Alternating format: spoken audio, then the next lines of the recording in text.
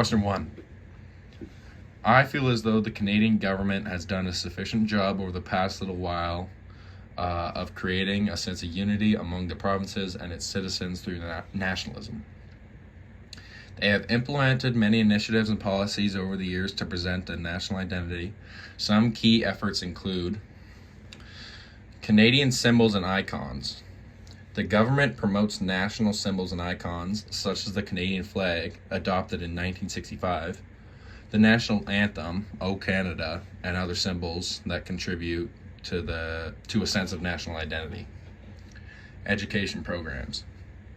The government supports educational programs that emphasize Canadian history, values, and cultural diversity.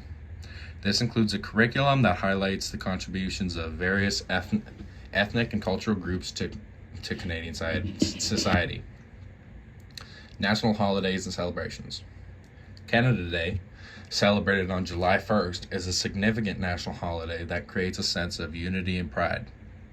Also, events like National Indigenous Peoples Day, June 21st,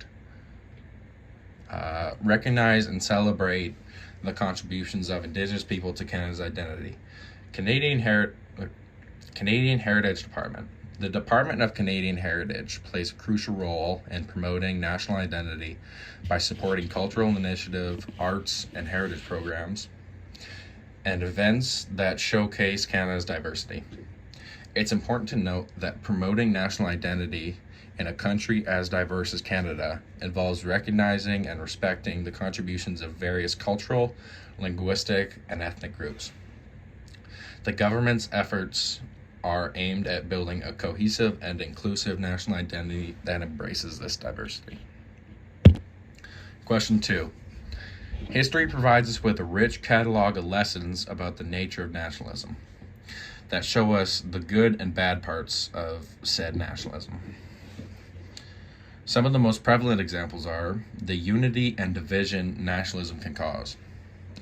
Nationalism can foster unity by creating a sense of shared identity and purpose among a group of people.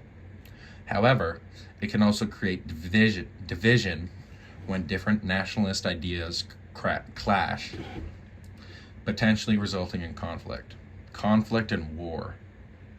Nationalism has been both a force for liberation and a driver of conflict. Nationalistic passion has been a factor in numerous wars and conflicts, as well as movements for independence and self-determination. Globalization challenges. In an era of globalization, nationalism can pose challenges to international cooperation and integration. While nationalism may promote a sense of national pride, it can also lead to isolationism and resistance to global collaboration. Nationalist rhetoric. Leaders can use nationalist rhetoric to manipulate public opinion, often by framing issues in terms of national identity or by scapegoating perceived and external threats. This can be a powerful tool for shaping public sentiment and mobilizing support. Understanding these lessons from history helps us navigate the complexities of nationalism, encouraging a new and informed approach to the promotion of national identity while addressing the potential downsides and challenges associated with extreme forms of nationalism. Question 3. The balance between internationalism and nationalism is a complex and debated issue, and the extent that nationalism should be sacrificed in the interests of internationalism depends on many factors, including cultural, political, economical, and historical context. Examples like NORAD and NATO are good examples of putting internationalism before nationalism, with NORAD especially benefiting Canada because 1, it protects our aerospace, and 2, it makes the U.S. happy.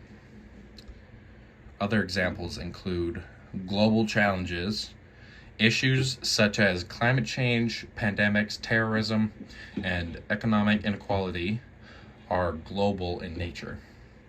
Addressing these challenges often requires international cooperation and coordination in In this situation, sacrificing some aspects of extreme nationalism in favor of international collaboration may be necessary for the greater good.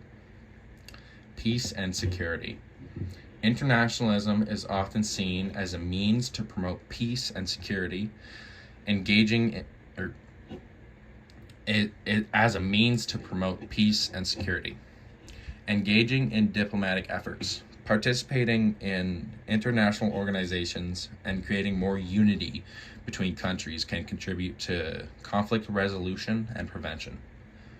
Finding the right balance between nationalism and internationalism is a delicate job that requires thoughtful consideration of the specific circumstances and a recognition of the interconnectedness of today's world.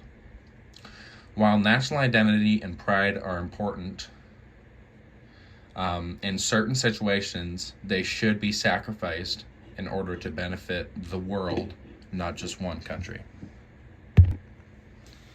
Question 4. The Ochre Crisis of 1990 was a significant event in Canadian history that posed challenges to a country's path forward. The crisis emerged from a land dispute between the Mohawk people and the Mohawk people of the Kanesatake Reserve near Oka, Quebec, and the town of Oka. The conflict centered around the proposed expansion of a golf course onto land considered sacred by the Mohawk.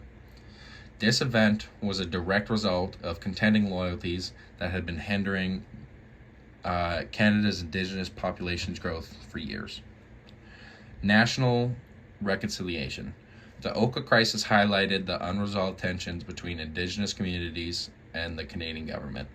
It became a symbol of the broader challenges associated with reconciliation and the need to address historical grievances in a more comprehensive and respectful manner. Public perception and awareness. The Oka crisis captured national and international attention, bringing Indigenous issues to the forefront of public consciousness.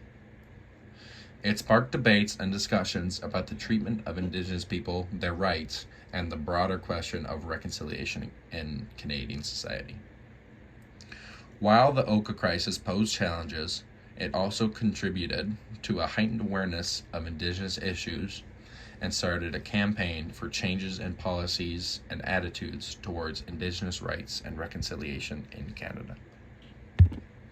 Question 5. I would have to imagine that if I travel as a Canadian to a different country, I'd be treated pretty well. It's because Canada has a good reputation for things like being friendly, peaceful, and having a high quality of life. We're known for accepting different cultures, and our neutral foreign policy helps too. The fact that we're seen as law-abiding and don't have a lot of crime adds to the positive view. Also, Canada is a popular place for tourism and education, so people often have good experiences with Canadians. It's important to be respectful and follow local rules, but generally, being Canadian is seen as a good thing when I'm abroad. Here's my original analysis of The Great American Sideshow. The source shows a man on a circus stage with no midsection of his body and the word appeaser written on his chest, implying that he gave away land/resources in the name of preventing conflict. It can be inferred that the man on the stage is Neville Chamberlain and he is being ridiculed by Uncle Sam. Uncle Sam is saying that he has no guts because giving up land and resources in the name of appeasement is an act of cowardice. Uncle Sam is ridiculing them because they feel that they are better by not giving up anything as appeasement. Not giving up anything as appeasement. The fact that they are at a circus means that the world thinks Chamberlain is a joke. All the people in the crowd could be seen as countries of the world watching the United States mock Chamberlain. This is a revitalized version of my analysis. The cartoon The Great American Sideshow makes fun of Neville Chamberlain for his weak approach to dealing with Hitler in the late 1930s. In the cartoon, Chamberlain is shown without a middle part, suggesting he's weak. The word appeaser on him means he gave in to Hitler too easily. The cartoon puts Chamberlain in a circus, making it seem like his actions are a silly show. Uncle Sam, representing the United States, is making fun of Chamberlain, saying the U.S. is stronger. The crowd in the cartoon represents other countries laughing at Chamberlain, making it clear that people around the world think he's a joke for not standing up to Hitler. Overall, the cartoon criticizes Chamberlain's weak leadership and the idea of making concessions to avoid conflict.